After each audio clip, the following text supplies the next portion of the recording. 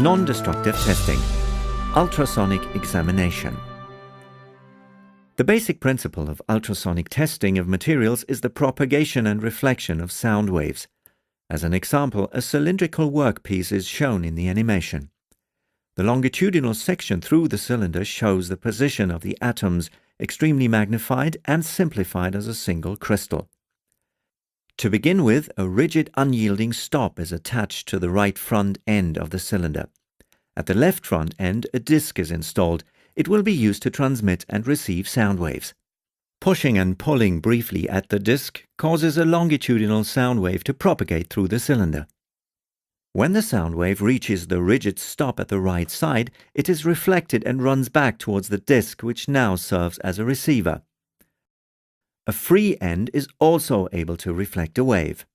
In this case, however, the tensile side runs ahead in the reflected wave and finally deflects the receiver to the right.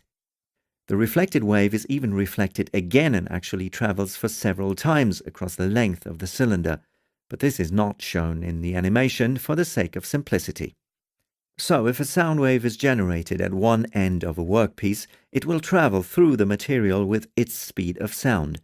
At the free end of the workpiece, the sound wave is reflected and it returns to the transmitter, which then acts as a receiver.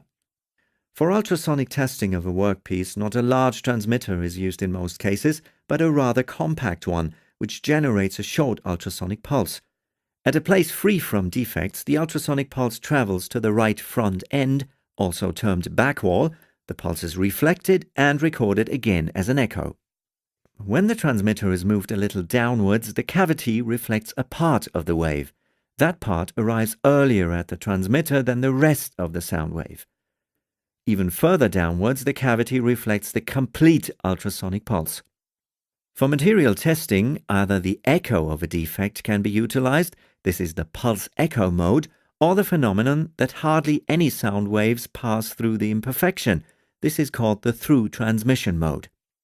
In pulse echo mode, a transducer installed in a probe performs both the sending and the receiving of the ultrasonic pulse. On a computer monitor, the intensity is being plotted upwards on the y-axis and the time towards the right on the x-axis.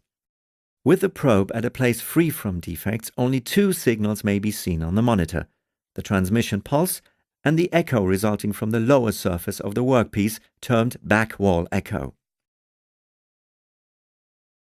Moving the probe towards the right leads to an additional echo created by the defect. Even further towards the right, only the defect echo is visible apart from the transmission pulse. In our laboratory, there's a green painted steel cylinder to be found. It contains artificial defects which are invisible from the outside.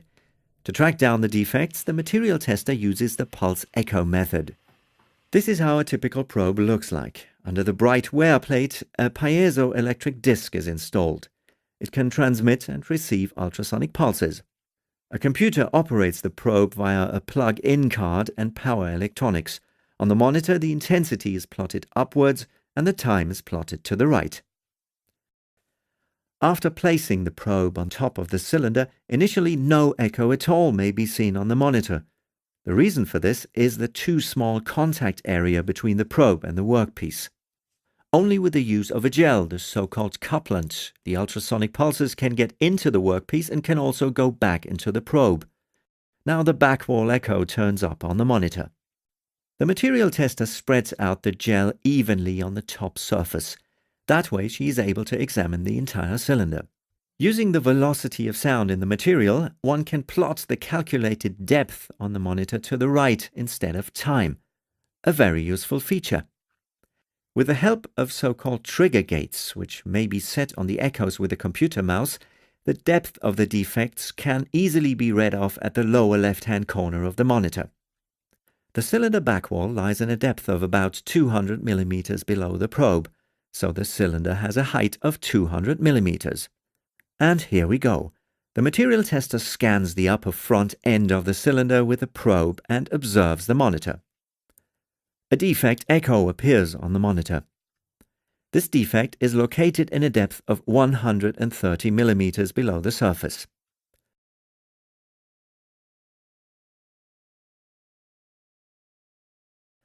Another echo indicates a defect in a depth of 87 millimeters. The second, smaller echo at 174 millimeters is caused by double reflection on the same imperfection.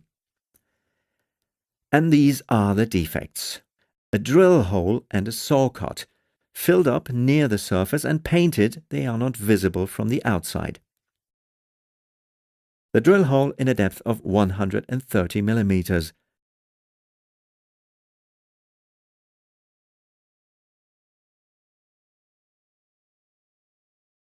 The saw cut 87 millimeters below the surface.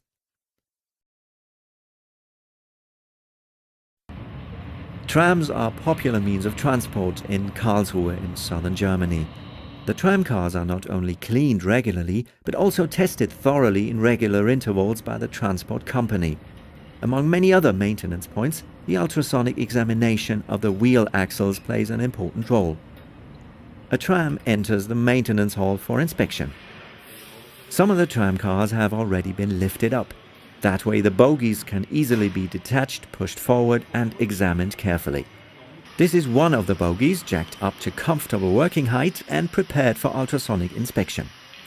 Special attention is given to the wheel axle, among experts known as wheel set axle. It has been designed as a hollow axle. This saves weight and facilitates the ultrasonic examination. The material tester applies a suitable oil as a couplant into the bore of the axle. Now he takes a special probe designed exactly for this purpose, inserts it carefully into the bore with a mount, and evenly spreads out the couplant by turning and pushing. He has accurately marked the most important examination points at the mount. In an experienced manner, he positions the probe at the appropriate places within the wheel set axle and watches the monitor closely. The probe has specially been designed for this application. It transmits the ultrasonic pulses at an angle of 45 degrees. At a place without defects, no defect echo returns.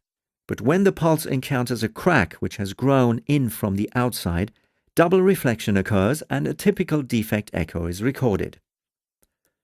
It is important to note that also the shape of the wheel set axle may lead to an echo, for example at shoulders.